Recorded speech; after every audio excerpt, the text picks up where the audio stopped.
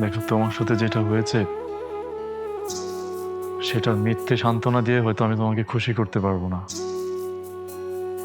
তুমি তোমার মনের মধ্যে যে কষ্ট চেপে রেখেছো সেটার সান্ত্বনা দেওয়ার মতো ভাষাও আমার কাছে নেই। তবে আমি একজন মানুষ হিসাবে তোমার এই কষ্ট যদি আমি তোমার পাশে থাকতে চাই। আপনি হয়তো আমার কষ্টের কথা শুই না আমার প্রতি মায়া করে আবেগ দেখায় কথা কইতেছেন, কিন্তু 2 দিন পর যখন আপনার এই আবেগ কাইটা যাব, তখন আপনি কি করবেন জানেন? তখন আপনি আমার চরিত্র নিয়ে কথা কইবেন, আমার চরিত্রের উপর আঙুল উঠাইবেন। তখন আপনি ঠিকই আমার দূর দূর করে আপনাকে বাড়ি থেকে তাড়াই দেবেন।